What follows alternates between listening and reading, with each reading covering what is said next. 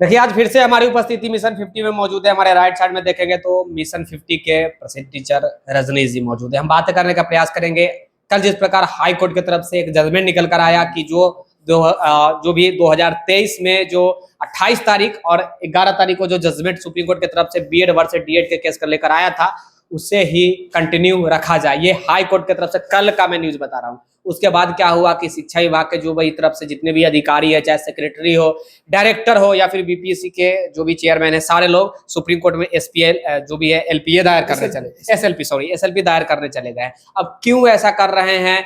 अगर देना था तो क्लियर बता भी सकते थे कि भैया हम देकर रहेंगे, चाहे ये तो मुझे जहां तक सर लग रहा है कि राजनीति की है। देखिए राजनीति नहीं कर सकते क्योंकि जो 6th फेज की वैकेंसी है एक्चुअली सरकार के सामने एक मजबूरी कह सकते हैं, इसे हम राजनीति नहीं मानते। मजबूरी है कि 6th फेज की जो कुछ सीटें बची हुई थी उसको 7th फेज के नाम पे निकाला गया। अच्छा। इसी में जोड़कर निकाला गया। अगर बीएड वालों को बाहर किया जाए, यानी कि बैकलॉग 6 वाला इसमें 7वां में आ गया, रिक्तियां TRE1 जो होगा उसमें जोड़ दिया गया। तो ये क्या होगा कि यदि वो 32,000 सीट जो इसमें जोड़ा गया 6th फेज वाला, यदि बीएड वालों को बाहर करेंगे तो फिर बीएड वाले बच्चे जाएंगे फिर से बोलेंगे यदि मुझे बाहर किया गया, क्योंकि मैं 6th फेज के सीटों का मैं अभ्यर्थी हूँ, तो मुझे बाहर किया गया तो फिर बाकी जो लोग सेलेक्ट हो गए 6th फेज में उनको क्यों नहीं बाहर किया गया? तो सरकार एक बड़े दुष्चक्र में फंस जाएगी। एक मानवता के नाते उनको गले की फांस बनकर रह गई है ये जजमेंट। बिल्कुल बिल्कुल सरकार के लिए गले की फांस है। यदि 32,000 बच्चे फिर से कोर्ट गए तो नो डाउट जो 6th फेज में जो लड़के सेलेक्ट हैं उनके ऊपर एक बड़ा जॉब पर कैंची बन जाएगा। तो सरकार नहीं चाहती है कि 6th फेज में जिनको हमने सेलेक्ट कर लिया उनको नौकरी से निकाल दें।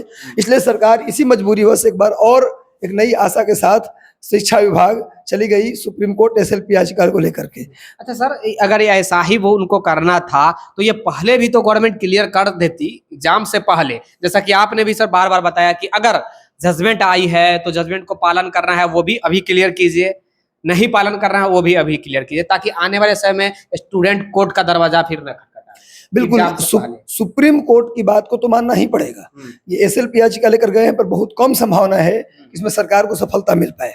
बहुत ही कम संभावना है इसमें सरकार को सफलता मिल पाए और बीएड अभ्यर्थी पीआरटी के लिए अलाउ हो पाए। बहुत कम संभावना मतलब एक संभावना, लेकिन है संभावना। अब गए हैं तो संभावना तो है ही है, लेकिन मुझे लगता है कम संभावना है। अगर सुप्रीम कोर्ट के आदेश को ही मान लिया गया, पीआरटी में बीएड वालों को नहीं लाया गया, तो ये बीएड अभ्यर्थी केस करेंगे 6th फेज के वैकेंसी को लेकर कि भाई हमारा बैकलॉग सीट इसमें जोड़ा गया, नहीं तो उसी लिहाज से हमारा भी किया जाए, 32,000 खाली सीट पर हमको नियुक्ति किया जाए, वरना फिर सबको हटाइए। इसीलिए वो लोग गए। सरकार की मजबूरी है, कोई राजनीति यहाँ पर नहीं है, किसी प्रकार का कोई राजनीति नहीं है, तो पूरे 6th फेज यहाँ पर चला जाएगा। क्योंकि अगर सुप्रीम कोर्ट के आदेश को लागू किया जाएगा, एक भी बीएड वाले अभ्यर्थी इस पर पिटीशन करेंगे कि 32,000 हमारा सीट इसमें इंक्लूडेड है, तो फिर हो सकता है कि 6th फेज के सारे अभ्यर्थी को पर गाज गिर जाए। सारे जितने भी सेलेक्ट लोग हैं 6th फेज के बीएड वाले, खासकर बीएड वाले, डीएलएड नहीं, बीएड वाले पर गाज गिर सकता है 6th फेज वाले पर। तो ऐसे में एक बड़ा पेच है। अब देखा जाएगा कि अभी एसएलपी पिटीशन पर सुप्रीम कोर्ट अभी क्या बोलती है, इसको देखना होगा, इंतजार करना होगा। संभावनाएं बची हैं। इसी कारण क्या लग रहा है कि डिले होगा? वो अनुमान लगाया जा रहा था कि 9-10 का 12 तारीख को, अनुमान में बता रहा हूँ, 9-10 का 12 तारीख को आएगा, 13 तारीख को 11-12 का रिजल्ट आ रहा है, या और 15 तारीख तक पीआरटी वाले का भी रिजल्ट आ रहा है। बीपीएससी टीआरई की मैं बात कर रहा हूँ। क्या लग रहा है कि इसीलिए डिले चल रहा है? नहीं, 9-10 पर तो कोई डिले नहीं होना चाहिए। 9-10 11-12 का रिजल्ट दे देंगे, पीआरटी को रोक सकते हैं।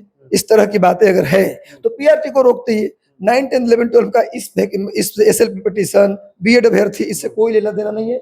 9वीं 10वीं में कोई पेच नहीं है, 11वीं 12वीं में कोई पेच नहीं है। रिजल्ट तैयार नहीं होगा या कोई पेच होगा इस कारण से नहीं आया होगा, पर पीआरटी के इसके 9-10 11-12 के रिजल्ट पर कोई प्रभाव नहीं पड़ेगा। लग रहा है कि अब आ जाएगा रिजल्ट आना चाहिए, यदि तैयार हो जाएगा तो श्योर आ जाएगा। इसका पीआरटी के केस से कोई मतलब 9-10 11-12 को कोई अभी तो दे देना चाहिए। अब हाँ बिल्कुल बिल्कुल शुरुआत में तो ये लोग 15 को ही बोले थे फाइनल रिजल्ट आने वाला है। हाँ बिल्कुल दे देना चाहिए, लेकिन एक बड़ी संख्या है विकी जी, एक बहुत बड़ी संख्या है और इस संख्या को ये करना, डॉक्यूमेंट वेरिफिकेशन हुआ है, कौन उसके अंदर आया कौन उसके बाहर गया, किसी प्रकार की गलती ना हो जाए, क्योंकि ये फाइनल रिजल्ट होगा, इसके बाद कोई एग्जाम नहीं है। सीधे रिजल्ट का मतलब नौकरी है, 2 बार और वेरिफिकेशन करवाएंगे, सीधे लोग ज्वाइन करेंगे।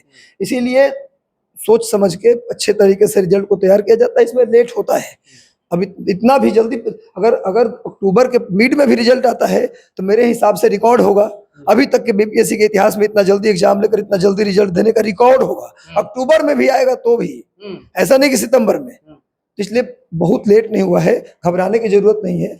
रिजल्ट आ जाएगा। पीआरटी के केस से इसका कोई मतलब नहीं होगा, और केस से मतलब ही होगा तो केवल पीआरटी के रिजल्ट को बस। एक प्रश्न ये है कि अक्टूबर में अगर रिजल्ट आता है तो दिसंबर में तो जरूर है कि ट्रेनिंग में हाँ बिल्कुल, हाँ 15 दिनों का जो बिल्कुल बिल्कुल बिल्कुल प्रशिक्षण करके उनको ज्वाइनिंग करा देगा, एक तरह से नियुक्ति पत्र मिल जाएगा। 15 दिन का प्रशिक्षण। हाँ बिल्कुल बिल्कुल। जी, एक प्रश्न और रहेगा। अभी कल से अगर आप देखेंगे तो जो भी है यानी कि 27 तारीख से बिहार कर्मचारी चयन आयोग 9 साल बाद ये